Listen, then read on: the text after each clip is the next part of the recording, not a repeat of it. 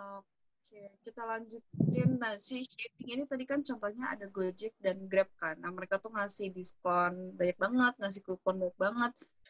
Kayak di awal-awal launching produk mereka, maksudnya si dua company ini tuh pengen ngebentuk masyarakat nih kalau mereka tuh apa ya, mereka tuh mau nunjukin kalau konsumen tuh butuh loh produk mereka. Uh, konsumen tuh bakal make loh produk mereka, dan terbukti ya, emang sampai sekarang pun Gojek dan Grab dengan dengan strategi awalnya mereka seperti itu membutuhkan bisa uh, ngebangun persepsi bahwa orang-orang tuh konsumen tuh emang butuh loh sama jasanya mereka. Next, ada cognitive learning theory. Next.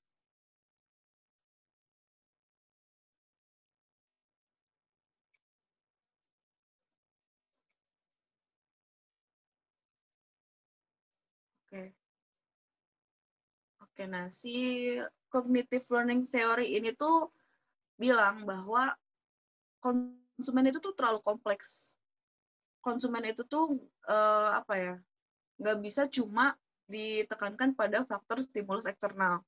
Mereka tuh si behavioral theory itu mengabaikan faktor psikologis internal seperti motivasi, pemikiran, dan persepsi yang konsumen punya. Nah, penjelasan teori behavioral ini tuh apa ya, tidak kayak disanggah sama cognitive learning theory, kayak karena perilaku konsumen itu melibatkan pilihan dan pengambilan keputusan. Proses kognitif seperti persepsi, pembentukan keyakinan tentang merek, pengembangan dan perubahan sikap, terus juga integrasi itu penting untuk menjadi apa ya, menjadi hal yang harus dikonsiderasi oleh marketer untuk melakukan strategi promosi gitu. Next. Oke, selanjutnya ada environmental influence consumer behavior. Nah, si konsumen tuh nggak sendirian, maksudnya konsumen itu nggak serta-merta cuma dalam pemikirannya sendiri gitu loh untuk melakukan decision making. Konsumen itu tuh punya berbagai faktor di lingkungannya, kayak ada culture, ada subculture, ada social class, ada reference group, sama situational determinants. Nah, faktor-faktor ini tuh bisa mempengaruhi decision making yang dilakukan sama si konsumen. Nah, yang pertama, next, ada culture. Yang pertama, culture ini tuh faktor eksternal yang paling luas dan paling abstrak yang mempengaruhi keputusan konsumen. Nah, ini tuh bisa termasuk kompleksitas makna, nilai, norma, dan adat istiadat yang dipelajari oleh konsumen di masyarakatnya. Nah, norma dan nilai budaya ini tuh jadi acuan gitu loh, acuan bagaimana si konsumen menjalani aspek kehidupannya, termasuk juga melakukan decision making-nya. Nah, memahami konteks budaya di mana decision making dibuat bisa membantu marketer untuk menyesuaikan program iklan atau promosi yang mereka lakukan. Nah, next, ada subculture. Nah, subculture ini tuh didasarkan pada perbedaan usia, geografis, dan ras dan etnis. Ini tuh penting banget, kayak misalnya mau bikin iklan di Indonesia sama di Amerika, kayak mereka juga beda kan dari geografisnya, agama di sana seperti apa, ras atau etnis yang ada di sana juga kayak gimana, itu harus dikonsiderasi sama marketer untuk membangun strategi market yang cocok dengan subculture yang ada gitu. Terus selanjutnya, next.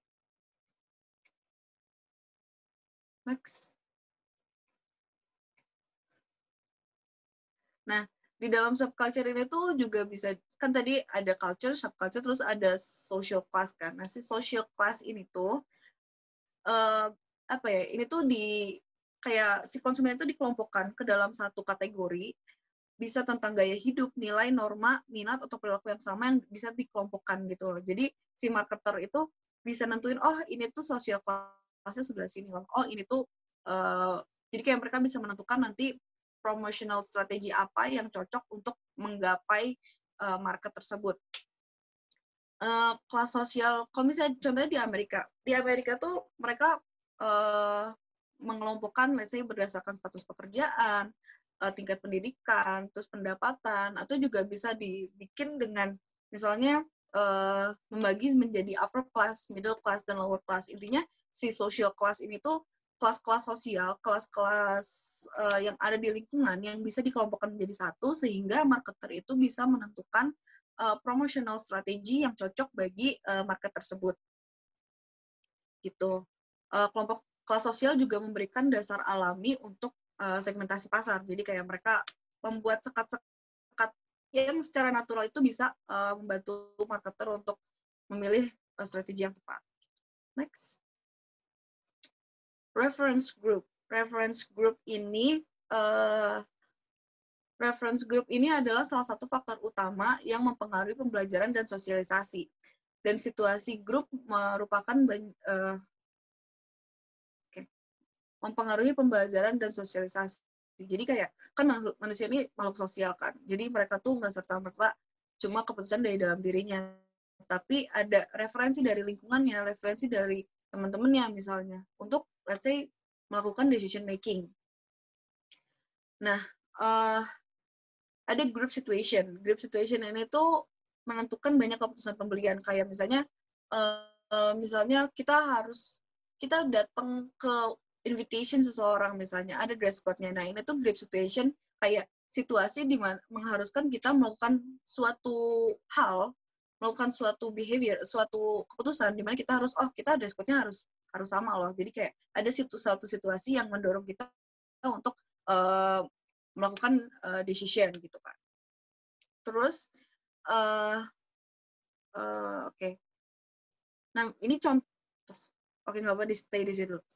Reference group adalah grup yang anggapan perspektif atau nilai yang digunakan oleh individu sebagai dasar penilaian dan opini tindakannya. Kayak, ya itu pokoknya si konsumen berada di dalam satu grup, mereka mendapat referensi dari lingkungannya, mereka dapat influence dari lingkungannya untuk melakukan suatu decision making. Next. Ini tuh contoh kalau misalnya let's say kita ada di dalam keluarga gitu kan, ada initiator, kayak siapa yang menjadi initiator untuk melakukan decision making, terus ada yang pengaruhinya, ada informasi apa, kenapa sih kita harus melakukan decision making itu, terus ada influencer tuh kayak hal-hal apa sih orang ini tuh mempengaruhi kita untuk yes or no akan decision making tersebut. Decision makers tuh kayak finalnya, kayak kita tuh setelah yes or no, oke, kita pilih yes, let's say gitu kan. Terus kalau misalnya selanjutnya habis dari situ ada purchasing agent, kayak di keluarga tuh ada, setelah yes or no ditentukan, ada yang ngebeli, ada yang eksekusi si decision making tersebut gitu kan. Terus consumer ya misalnya dalam keluarga ya semua orang tuh pakai hal yang udah kita eksekusi tadi gitu. Let's say misalnya kita beli mobil, kita beli rumah, jadi kayak ya ini tuh salah satu contoh gimana si reference group ini berlaku di dalam sebuah keluarga. Oke, lanjut. Situational determinants. Nah, situational determinant ini tuh apa ya? Situational determinant itu kayak ada 3 hal sebenarnya, 3 faktor penentu yang dilakukan. Ada specific usage situation, ada purchase situation, dan communication situation. Nah, yang pertama ada usage. Usage itu tuh mengacu pada keadaan di mana produk akan digunakan. Kayak situasi di mana, produk ini tuh kayaknya aku butuh deh. Kayaknya kita bakal ngegunain buat ini deh, gitu kan. Terus kalau misalnya beli mobil, kayaknya aku butuh mobil deh, karena emang kerjaan aku harus muter-muter segala macam, let's say itu kan usage, karena mengacu pada keadaan di mana produk akan digunakan.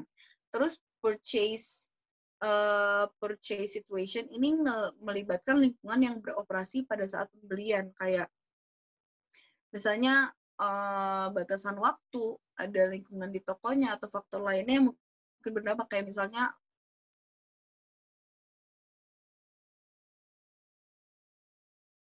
di toko deh, atau misalnya aku terlalu malas untuk pergi dan beli, mending kita pakai layanan online or something gitu. Jadi kayak si purchase situation itu situasi yang yang menggambar apa ya, situasi yang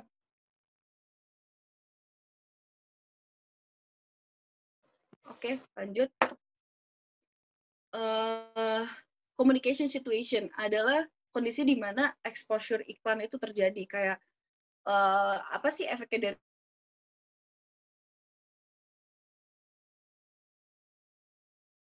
dari iklan terhadap konsumen lihat iklan tersebut gitu kan. Nah, si situational determinants ini tuh mungkin menjadi hal yang relevan buat perkembangan strategi promosi, karena konsumen itu kan bervariasi dengan sesuai dengan situasi yang mereka miliki. Jadi kayak kalau misalnya kita melakukan promotional dengan lihat situational determinants yang konsumen miliki, ini tuh bakal lebih relevan untuk melakukan strategi yang pas. Next. Oke. Alternative approach to consumer behavior. Ini tuh lebih ke kayak summary aja sih, kayak dari teori-teori yang ada sebelumnya di pemaparan sebelumnya, terus di pemaparan sekarang, kayak banyak perspektif yang ngebangun gimana consumer melakukan behavior, gimana consumer melakukan decision making gitu kan. Nah, selain perspektif yang dibahas di atas, peneliti juga menemukan bahwa konsumen itu membutuhkan pendekatan psikologis perspektif yang didorong dari disiplin ilmu lain.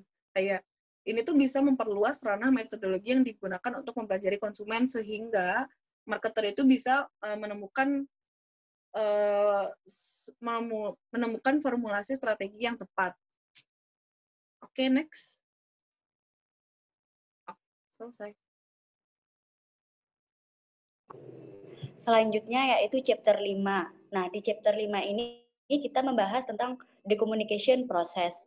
Nah, di chapter 5 ini ada LO1, LO2, LO3, 4, 5, 6. Nah, saya sendiri akan membahas LO1, 2, sama 3. Next. Yang pertama yaitu communication process and its role in IMC. Next. Nah, yang pertama kita bahas nature communication.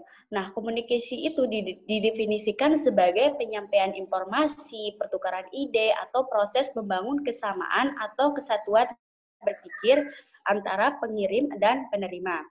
Nah, definisi ini menyarankan agar komunikasi itu terjadi harus ada pemikiran bersama antara dua pihak dan informasi harus diteruskan dari satu orang ke orang yang lain atau dari satu kelompok ke kelompok yang lain. Next.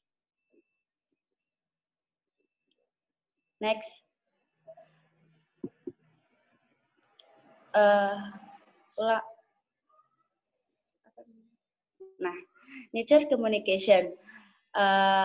Proses komunikasi sering sekali sangat kompleks. Nah, keberhasilan itu bergantung pada faktor-faktor sifat seperti sifat pesan, interpretasi audiens, dan lingkungan di mana pesan itu diterima. Nah, persepsi penerima tentang sumber dan media yang digunakan untuk mengirimkan pesan juga dapat mempengaruhi kemampuan untuk berkomunikasi, seperti halnya banyak faktor lainnya. Kata, gambar, suara, dan warna mungkin memiliki perbedaan makna bagi audiens yang berbeda, dan persepsi serta interpretasi orang tentang mereka yang berbeda-beda. Contohnya itu, jika kita meminta soda di Amerika Barat atau Amerika Timur, kita akan menerima minuman ringan seperti Pepsi. Namun beberapa bagian di Amerika Tengah dan Selatan, minuman ringan itu disebut pop. Nah, jika kita minta soda, kita akan mendapatkan segelas pop dengan es krim di dalamnya. Terus, bahasa adalah salah satu hambatan utama untuk komunikasi yang efektif. Ada berbagai bahasa di berbagai negara. Bahasa atau dialek berbeda di satu negara dan masalah yang lebih halus dalam nuansa linguistik dan vernakular. Hal ini dapat menjadi tantangan khusus bagi perusahaan yang memasarkan produknya ke luar negeri. Jadi, untuk perusahaan yang ingin memasarkannya produknya ke luar negeri, mereka harus belajar bahasa tersebut atau enggak mencari orang dari negara tersebut untuk memasarkan produknya. Next. Selanjutnya yaitu LO2, Basic Model of Communication Process. Nah, next. Nah, selanjutnya yaitu berikut ini model of the communication process. Nah, modelnya ini sebagai berikut. Ada short or sender, encoding, channel message, decoding, dan receiver. Untuk lebih jelasnya kita lanjut ke slide berikutnya.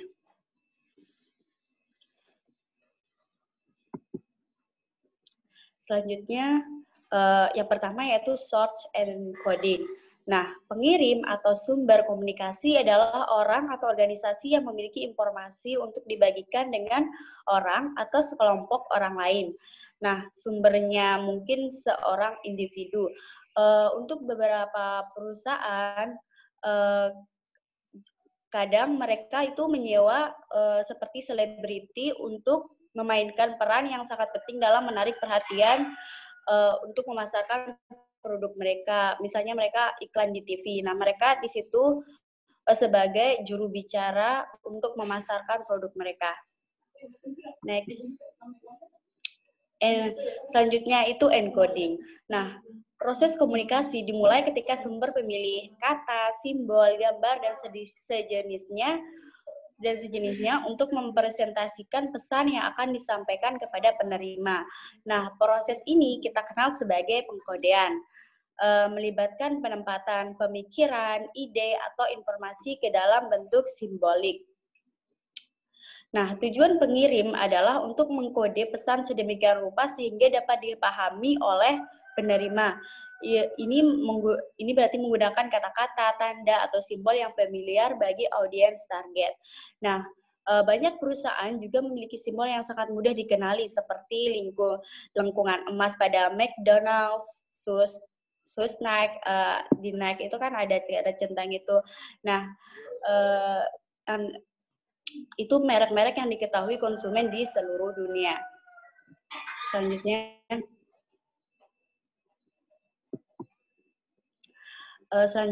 yaitu message. Nah, message ini yaitu proses pengkodean mengarah pada pengembangan pesan yang berisi informasi atau makna yang ingin disampaikan oleh sumber. Nah, pesan tersebut mungkin verbal atau non-verbal, lisan atau tertulis atau simbolik. Nah, untuk beberapa produk sebenarnya bukan kata-kata yang menentukan keefektifan komunikasinya, melainkan kayak kesan atau citra yang dihasilkan oleh iklan gitu. Next. Nah, yang ketiga yaitu word of mouth influence and viral marketing. Di LO3 ini ada channels. Nah, channels ini dibagi menjadi dua, ada non-personal dan ada personal. Yang pertama kita bahas yaitu yang non-personal. Nah, yang non-personal ini saluran yang membawa pesan tanpa kontak langsung antar pribadi dengan pengirim. Nah, saluran non-personal disebut sebagai media massa karena pesan yang dikandungnya ditujukan kepada lebih dari satu orang dan seringkali dikirimkan ke banyak individu dalam satu waktu. Contohnya itu seperti TV. Nah, saluran komunikasi non-personal ini terdiri dari dua jenis utama. Yang pertama itu cetak dan siaran. Nah, media cetak itu meliputi surat kabar, majalah, direct mail, dan billboard. Nah, kalau media penyiaran meliputi seperti biasa kayak radio dan televisi. Nah, kalau untuk internet itu masuk ke cetak dan siaran. Selanjutnya, yang kedua ya dari channel sini adalah personal. Nah, saluran pribadi melibatkan komunikasi langsung antara dua orang atau lebih dan dapat terjadi melalui kontak tatap muka atau melalui metode lain seperti email atau melalui media sosial. Nah, pada saluran pribadi, pengaruh dari mulut ke mulut yang melibatkan komunikasi informal di antara konsumen tentang produk dan layanan dan merupakan sumber informasi yang sangat kuat. Nah, banyak perusahaan atau selain mereka word of mouth, banyak perusahaan atau merek juga menggunakan berbagai teknik pemasaran, yaitu seperti marketing boost atau memviralkan produk.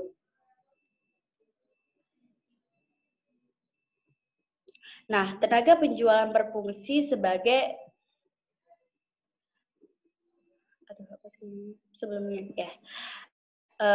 tenaga penjualan berfungsi sebagai saluran pribadi konsumen ketika mereka menyampaikan pesan penjualan atau presentasi kepada pembeli atau calon pelanggan.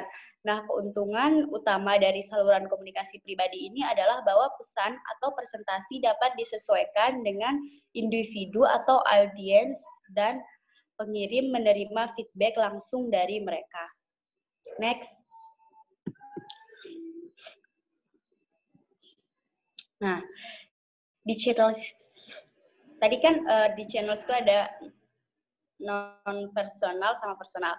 Nah, di personal ini ada tadi viral marketing. Nah, di viral marketing ini adalah pemasaran yang dilakukan akan dapat perhatian dari banyak orang serta produk dan jasa tersebut bisa menjadi booming dalam waktu yang singkat. Nah, cara kerja viral marketing ini yang pertama yaitu seseorang akan mendapatkan sesuatu yang menarik. Nah, hal menarik tersebut menjadikan orang tersebut tertarik dan menyukainya. Lalu orang tersebut rela membantu menyebarkan konten sehingga akan ada banyak orang yang mendapatkan konten. Nah, jika orang lain yang mendapatkan konten tersebut juga tertarik, maka akan ikut serta menyebarkan ke yang lain pula. Dan begitu terus sampai berulang-ulang sehingga menjadi viral. Next. Nah, selanjutnya yaitu integrating word of mouth with IMC. Nah, kalau yang ini itu penelitian yang dilakukan oleh Keller Fay Group, sebuah perusahaan riset pasar yang berfokus pada pemasaran dari mulut ke mulut atau word of mouth. Nah, dari penelitiannya, mereka menemukan sekitar 90% percakapan tentang produk, layanan, atau merek berlangsung offline. Nah, interaksi tatap muka merupakan mayoritas komunikasi dari mulut ke mulut tentang suatu merek itu 75%. Dan sementara percakapan telepon di peringkat kedua yaitu 15%. Nah, hanya 10% promosi dari mulut ke mulut itu terjadi melalui online saluran seperti email atau pesan instan, blog, dan ruang obrolan. Nah, penemuannya yang lain yaitu hampir separuh percakapan mulut ke mulut menyertakan referensi ke berbagai alat IMC yang digunakan untuk suatu merek, termasuk iklan cetak dan televisi, situs web, dan alat pemasaran lainnya seperti display, tempat penjualan, dan promosi. Yang ketiga, hasil dari penelitian Keller Fay Group itu percakapan dari mulut ke mulut dipengaruhi oleh iklan secara signifikan. Nah, lebih mungkin melibatkan rekomendasi untuk membeli atau mencoba merek jika dibandingkan dengan diskusi lain yang dipicu oleh WOM tentang merek. Nah,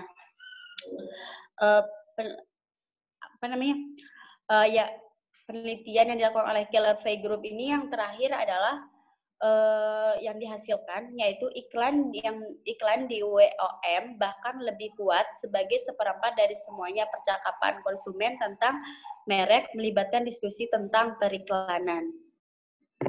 Next.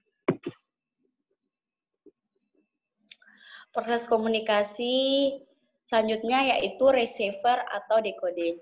Nah, receiver itu adalah orang yang dengannya pengirim berbagi pemikiran atau informasi umumnya. Penerima adalah konsumen di pasar sasaran atau halayak yang membaca mendengar dan atau melihat pesan pemasar dan memecahkan kodenya. Nah, selanjutnya, decoding adalah proses mengubah pesan pengirim kembali menjadi pemikiran. Nah, proses ini sangat berat dipengaruhi oleh kerangka acuan penerima atau bidang pengalaman yang merujuk pada pengalaman, persepsi, sikap, dan nilai yang dia bawa ke dalam situasi komunikasi. Nah, agar komunikasi itu menjadi efektif, proses decoding pesan dari penerima itu harus cocok dengan pekodean dari pengirim.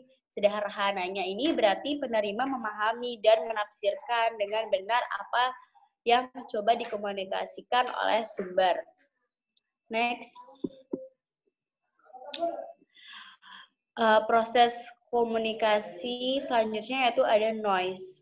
Nah, sepanjang proses komunikasi ini, pesan menjadi subjek yang tidak relevan. Nah, faktor-faktor yang dapat merusak atau mengganggu penerimaannya. Nah, distorsi yang tidak direncanakan ini atau gangguan yang dikenal sebagai noise atau kebisingan. Nah, kesalahan atau masalah yang terjadi dalam pekodean pesan. Contohnya itu ketika saat kita menonton iklan di TV atau mendengarkan iklan radio dan terjadi masalah pada transmisi sinyal. Nah, hal itu jelas akan mengganggu penerimaan kita kan.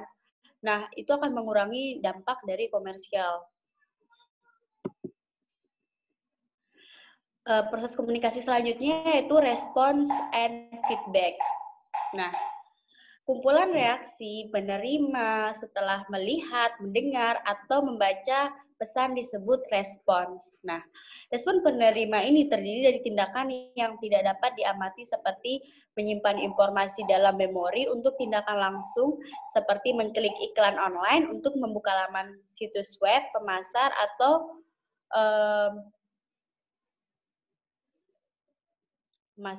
menelpon bebas pulsa nomor untuk memesan produk yang diiklankan di televisi.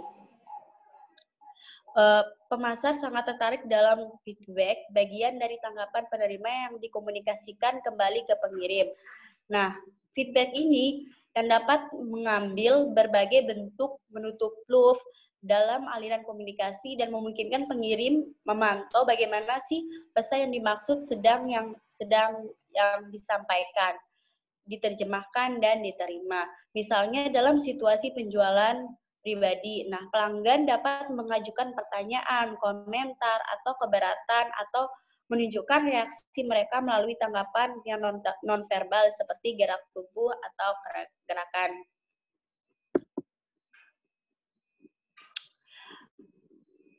Selanjutnya yaitu analyzing the receive. Nah, di sini kita akan membahas identifying the target audience. Nah,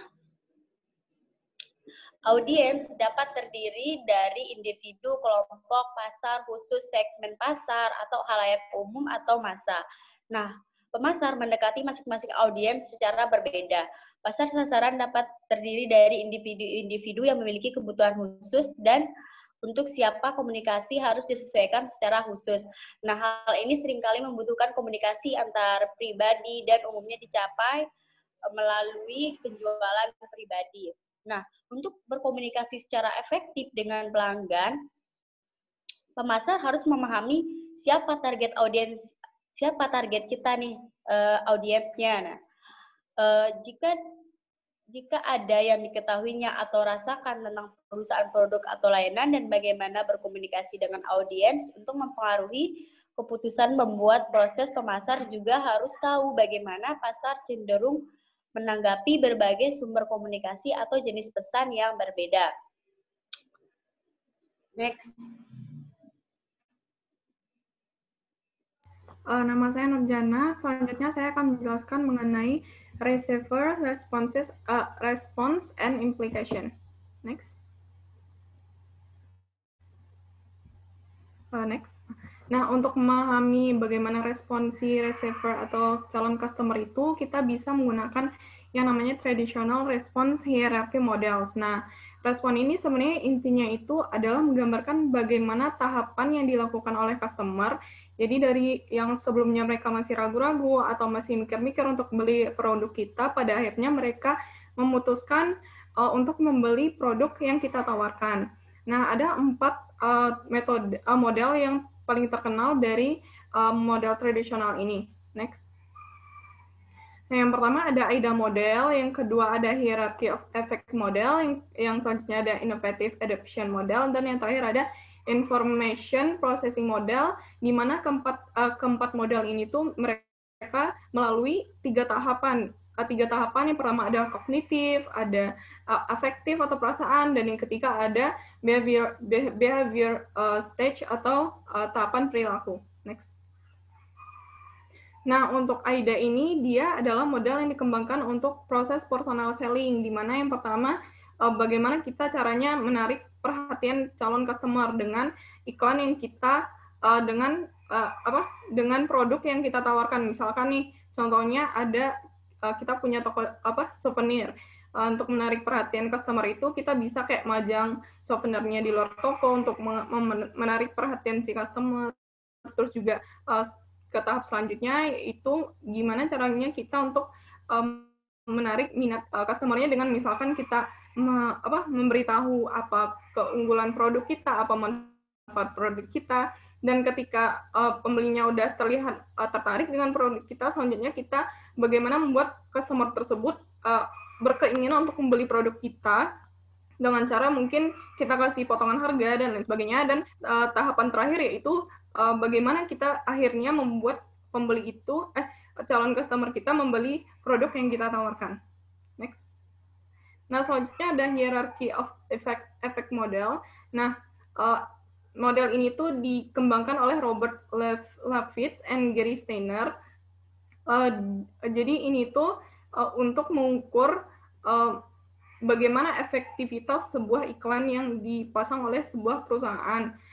Jadi untuk urutannya, bagaimana kita sama seperti AIDA, bagaimana kita membangun perhatian pembeli, terus juga kita pembeli itu mencari tentang produk kita, terus bagaimana kita membuat pembeli itu suka terhadap produk kita dan membeli produk kita, dan akhirnya memutuskan untuk membeli produk yang kita tawarkan. Next.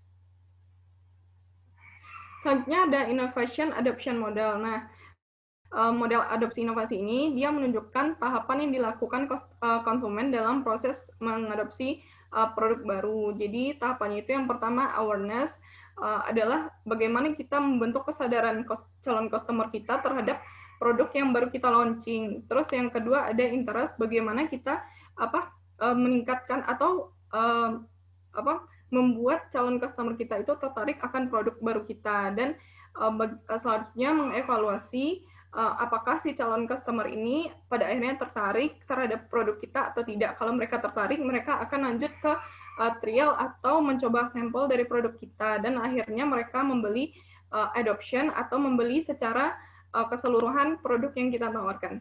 Next. Selanjutnya ada information processing model. Jadi model ini tuh dikembangkan oleh psikolog sosial bernama William McGuire. Model ini tuh adalah suatu pemrosesan informasi yang merupakan proses yang harus dilalui